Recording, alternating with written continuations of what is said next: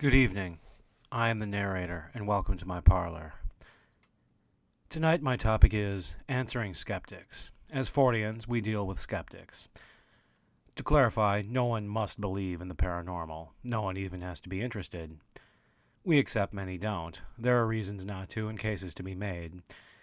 I don't oppose all skeptics, just one particular type. There are two we must distinguish. One, those who are open to the paranormal, who don't dismiss it offhand. Those whom the right evidence and argument could convince. Not that I proselytize or encourage others to. They just have reservations about the lack of scientific evidence and the sensationalism common to Fortean media. In short, their skepticism is due to our shortcomings. And two, those who do dismiss it offhand, who could never be convinced. Those who don't believe the right evidence will ever avail and could never be well argued. Again, I don't proselytize. I am speaking of the second type. They believe in scientism, not to be confused with actual science. It isn't an ideology, but an attitude. That if science can't prove it, it can't exist.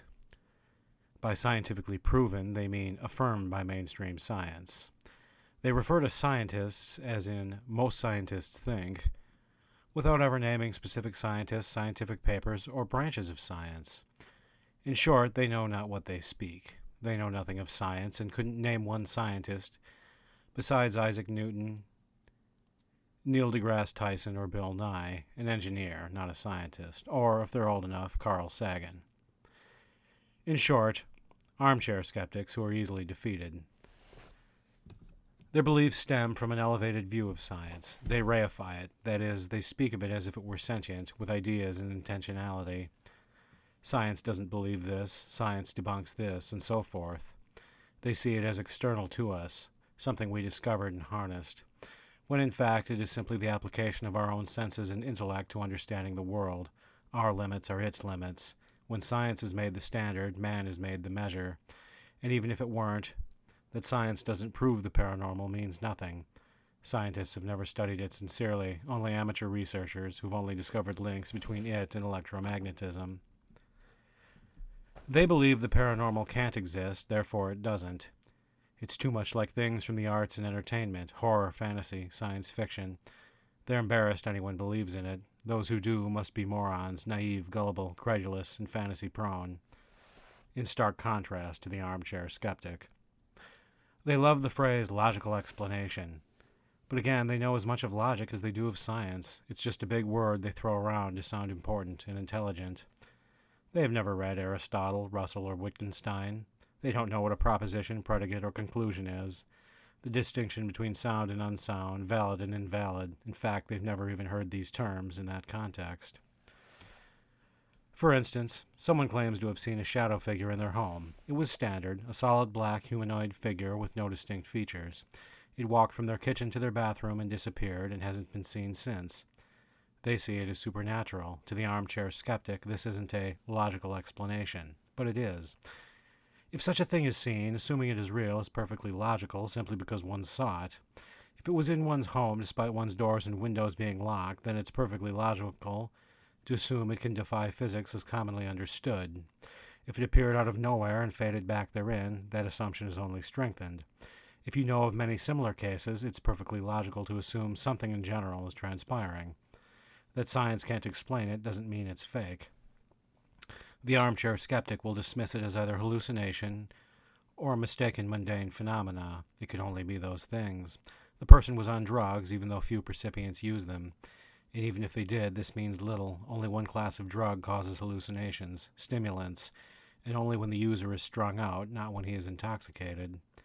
Meth users see shadow people, but that's beyond the scope of this video, and those who see them don't use it. Users who see them generally attribute them to their use and don't enter paranormal discussion. Hallucinogens are misnamed. They don't cause actual hallucinations. That is, they don't make you see anything that isn't there. You just see things that are differently. Mental illness is problematic for the same reasons. There are 9 major personality disorders grouped in 3 categories. Only 2 cause hallucinations, schizophrenia and schizoaffective disorder. These hallucinations are ongoing, where most people who see shadow people do only once or several times at most. during discrete time periods. Moreover, schizophrenics and schizoaffectives have other symptoms, such as disordered speech and thoughts and persistent delusions. Shadow people recipients don't show them. Mistaken mundane phenomena is usually applied to phenomena in general, not specific cases. When armchair skeptics use it, they don't try to debunk the phenomena as is, but their own crude caricature thereof. Shadow people are just shadows of mundane items, even when seen standing far from furniture. They are just a glitch of one's peripheral vision, even when seen directly for a minute or more. Things are easily mistaken in darkness, indeed, but shadow people and other strange figures are often seen in broad daylight. Those who see them are simply tired. Their eyes are tired, even when they are well slept and fully energized. It's all just sleep paralysis, even when the person is awake and mobile. One argument is mass hysteria. For instance, the Mad Gasser of Mattoon case, where a marauder in a black catsuit sprayed gas from a tank and tube into homes at night. Once a notion enters the public mind, people simply see things, especially when news media is involved. But this doesn't explain the gas that was smelled, the medical effects it had, the figure that was seen, nor the footprints in the snow, nor the items found outside one home, the skeleton key, the chemical-stained cloth, the tube of lipstick. Nor does it explain how the figure was described as a woman, or the heel prints found outside one home, nor the mechanism by which the brain would simply cause one to see things after hearing of them. Armchair skeptics often invoke Occam's razor, the philosophical principle that entities need not be multiplied beyond necessity, i.e., the simplest explanation is usually correct. Their explanations are the simplest. To grant the existence of things unseen and unexplained complicates their understanding of physics, of the universe, but the facts oppose this. The supernatural explanation is the simplest. Again, if someone sees a black figure in their home move from kitchen to the den, then vanish, then it most likely exists, or at least, they most likely honestly saw something. A number of years ago, I discussed my woman on the horseback experience with an armchair skeptic. He maintained she was a mundane woman, likely wealthy, who owned a horse and liked to wear British fox hunting garb. That there are rich folks from Madison, Wisconsin, who move their horses in U-Haul trailers up north and ride there. As for the absence of hoof steps, we were simply distracted, and dense foliage blocked sound. As for her and her horse's sudden vanishing, our backs were turned and they moved quickly. As for the trails not being wide, straight, or clear enough for a horse to walk easily, they are more adaptable than I thought. As for the out-of-place clothes, the rich like costumes, even if they make no sense in context. I was indulging fantasy and he was using, wait for it, science. As for my arguments, I simply disliked his keen analysis. Contra Occam's razor, his explanation for the event was far more complex than mine. They often are. Don't take these people seriously. Their only interest is their egos.